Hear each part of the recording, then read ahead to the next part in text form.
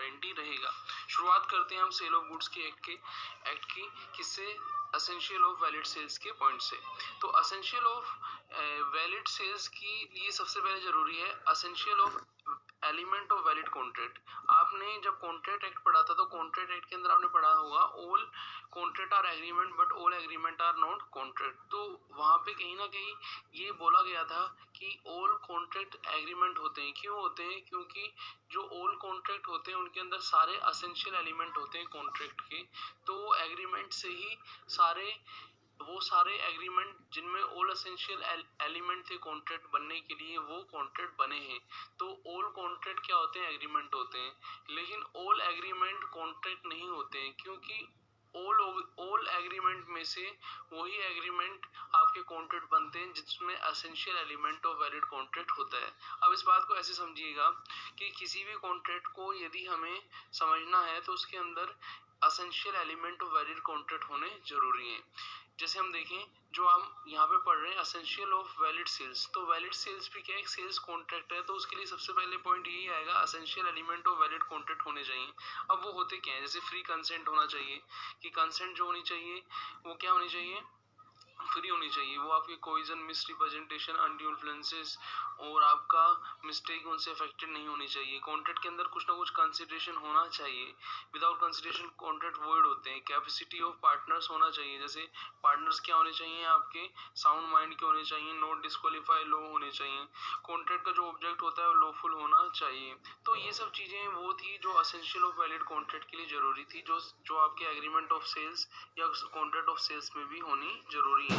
यदि agreement to sales को हमें कॉन्ट्रैक्ट ऑफ सेल्स बनाना है तो उसके लिए हमें essential element of valid contract भी देखने होंगे, उसके अंदर पूरे हों। अब हम बात करेंगे सेकंड पॉइंट क्या है essential of contract of sale के लिए, वो है टू पार्टीज। कोई भी कॉन्ट्रैक्ट यदि हम कहें तो कोई भी एक सिंगल पर्सन अपने आप से कॉन्ट्रैक्ट नहीं कर सकता। यहाँ तो एग्रीमेंट ऑफ सेल्स का है, जो एग्रीमेंट ऑफ सेल्स होता है उसके लिए भी दो पर्सन का होना जरूरी है। एक पर्सन अपने आप को ही वो चीज नहीं बेच सकता, उसके लिए कम से कम दो पर्सन के अलावा होना जरूरी है। जैसे हमने कॉन्ट्रैक्ट एक्ट में भी पढ़ा था कि कॉन्ट्रैक्ट एक्ट के अंदर एक पार्टनरशिप के अंदर एक पार्टनर्स थे, पार्टनर्स को डिसोल्व कर दिया था।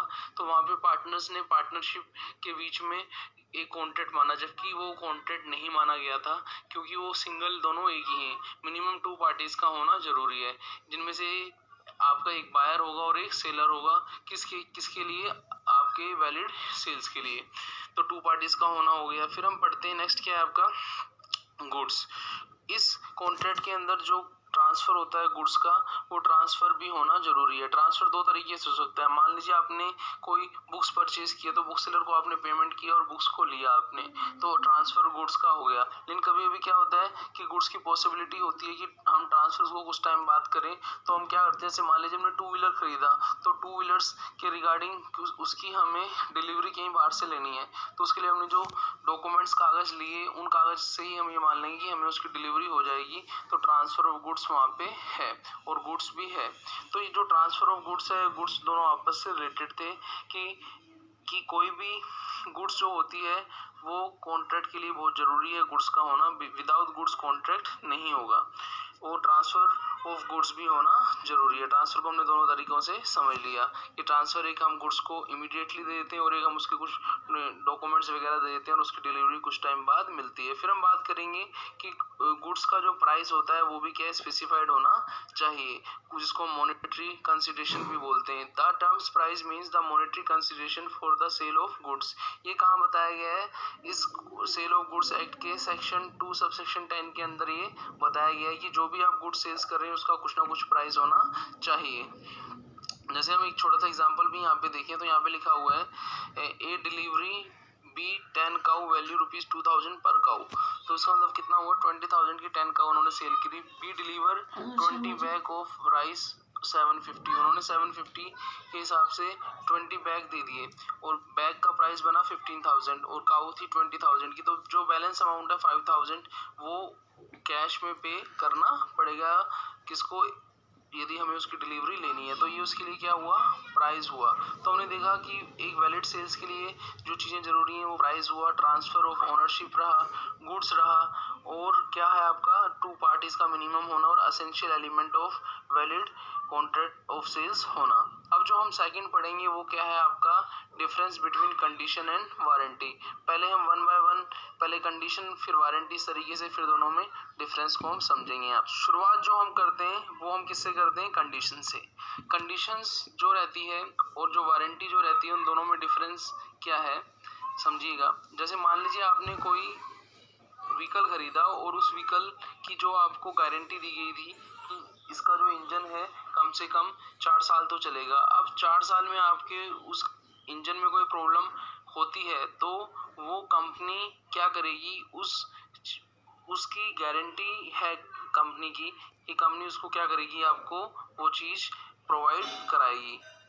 ये जो कंडीशन की हम यहाँ बात करेंगे, कंडीशन का जो पहला पॉइंट है, condition is stipulated to the main as well as the primary motive of the contract.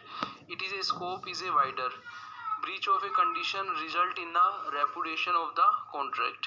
Under the section 13 the condition could be treated as a warranty.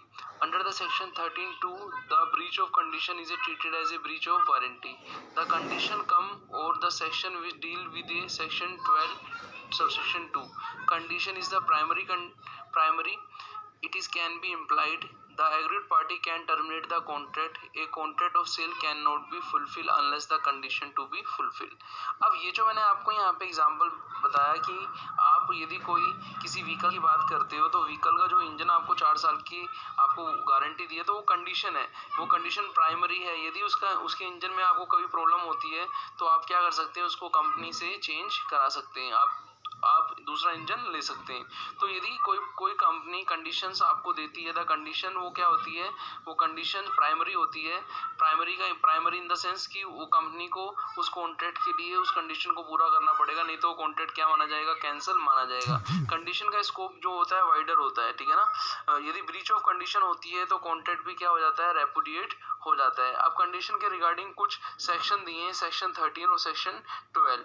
Section जो 12 है वही बताती है जो कंडीशन रहती है, जो सेक्शन 12 सबसेक्शन 2 में है कि कंडीशंस ट्रांजैक्शन के साथ प्राइमरली एसोसिएटेड है। और सेक्शन 13 जो बताती है वो ये बताती है कि यदि कंपनी कंडीशन को पूरा नहीं करती है उस स्पेसिफाइड टाइम में तो कॉन्ट्रैक्ट आपका पूरा हो जाएगा। और यदि कंपनी कंडीशंस कोई पूरा नहीं कर रही तो उसकी वारंटी पूरा कर देती है तो उसको कुछ रिलैक्सेशंस मिल जाएंगे, लेकिन उसको प्राइमरी जो कंडीशन है पहले उसे वो पूरी करनी होगी।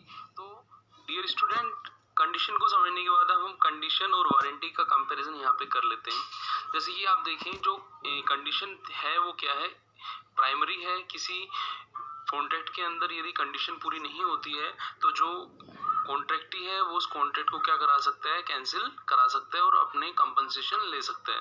और जो आपका वारंटी रहती है, वारंटी को हम कंपैरिजन कर रहे हैं यहाँ पे कंडीशन के साथ। आइए देखिए, a condition is stipulated which is essential to the main purpose of the contract, the breach of which gives the agreed party a right to terminate the contract. जो हमने पढ़ा है अभी तक कि कंडीशन यदि पूरी नहीं होती है तो जो आपका राइट है पर्सन को उस कॉन्ट्रैक्ट को टर्मिनेट कराने का। अब हम बात करें जो आपकी वारंटी है, वारंटी जो है वो क्या है, आपकी सेकेंडरी होती है, कोलेटरल होती है। Warranty which is a collateral to the main purpose of the contract, वो कॉन्ट्रैक्ट से कोलेटरल होती है, सेकेंडरी होती है। पहले यदि कंडीशंस सेटिस्फाई नहीं करती है कंपनी और कस्टमर चाहता है कि कंडीशन सेटिस्फाई हो तो कंपनी कंडीशन सेटिस्फाई नहीं कर रही तो कस्टमर उसको कैंसिल करा देगा। और यदि कस्टमर उसको कैंसिल नहीं कराना चाहता है तो वो अपनी कंडीशन को वारंटी में कन्वर्ट करा सकता है।